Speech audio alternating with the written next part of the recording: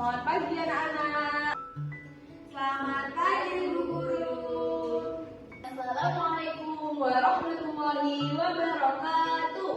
Waalaikumsalam warahmatullahi wabarakatuh.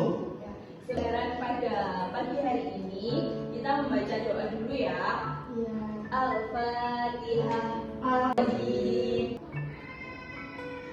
Ibu absen dulu ya. Ulin, Syafiq, Hadir. Ayun, Hadir. Hari ini siapa yang tidak masuk? Nana. Ya, Nana kemana? Banyak. Izin ya. Baik, sudah. Ada yang tahu materi apa yang akan kita bahas pada pertemuan kali ini? Belum tahu? Ya. Kali ini kita akan membahas materi tentang dongeng. Ada yang tahu dongeng itu apa? Ini cerita sebelum tidur. Ya, cerita yang diceritakan sebelum tidur. Ada yang tahu lagi apa pengertian dari dongeng? Tidak. Ya, Ibu sedikit menjelaskan dongeng itu adalah cerita khayalan atau cerita imajinasi, ya. Cerita yang tanpa adanya fakta. Di sini Ibu akan menampilkan video yang menjelaskan tentang apa pengertian dan ciri-ciri dari dongeng. Menurut Kamus Besar Bahasa Indonesia atau KBBI adalah cerita yang tidak benar-benar terjadi. Sedangkan menurut Ensiklopedia Indonesia, dongeng disebut cerita-cerita tentang hal-hal aneh yang tidak masuk akal, sebagai keajaiban dan kesaktian yang biasanya mengisahkan tentang dewa, raja, pangeran, dan putri. Selain itu, dalam sebuah cerita dongeng terselip pesan moral yang baik untuk kita teladani dalam kehidupan sehari-hari. Nah, itu sebabnya cerita dongeng disampaikan dengan cara yang menyenangkan dan menghibur, supaya pesan moral di dalamnya bisa tersampaikan dengan baik. Nah, itu tadi pengertian tentang dongeng, teman-teman. Sekarang kita mengenal ciri-ciri dongeng yuk. Dongeng selalu dibuat dengan alur yang sederhana, singkat, dan bergerak cepat. Pada cerita dongeng, teman-teman akan menemukan karakter tokoh yang dijelaskan secara rinci. Cerita dongeng juga selalu dibuat dengan gaya penceritaan lisan yang disebarkan secara lisan. Terdapat pesan moral yang dituliskan atau disampaikan secara langsung. Peristiwa di dalam cerita dongeng tidak benar-benar ada atau fiktif. Pengarang dongeng tidak diketahui atau bersifat anonim. Nih, berikut ciri-ciri dari dongeng. Yang pertama apa?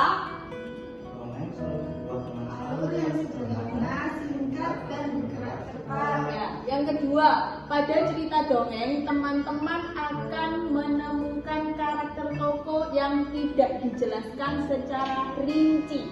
Yang ketiga, cerita dongeng juga selalu dibuat dengan gaya penceritaan lisan dan disebarkan secara lisan. Kita lanjut ke penampilan dari dongeng sebuah pohon tomat dan pohon mangga. Kita explaining dulu ya.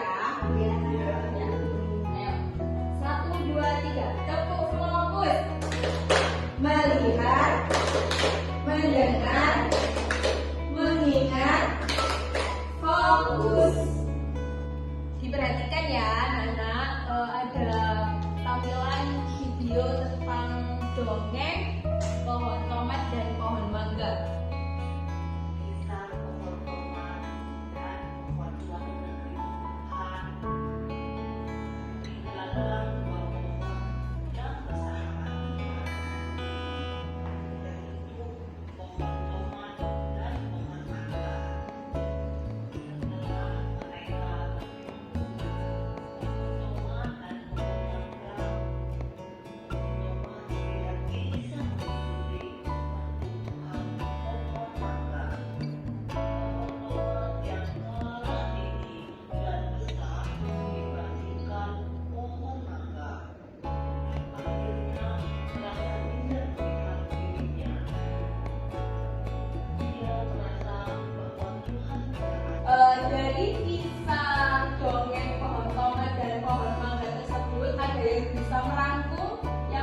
dalam video ini tuh berpesan gimana? Itu pohon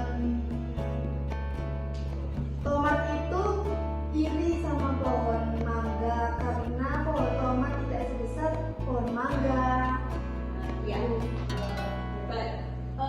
dari kisah tersebut pesan yang disampaikan itu apa?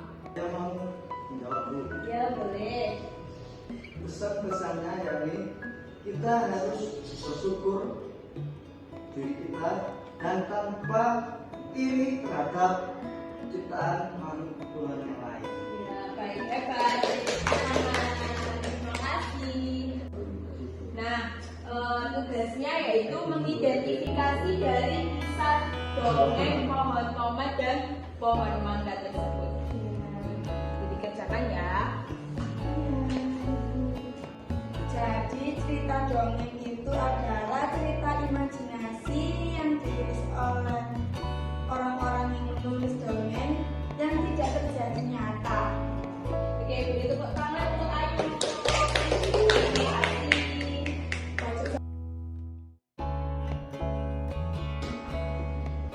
Sekian dari materi pada pertemuan kali ini. Semoga bermanfaat dan selalu ingat apa yang sudah dijelaskan ya. Mari kita tutup pertemuan pada kali ini dengan bacaan wal asri. Bismillah.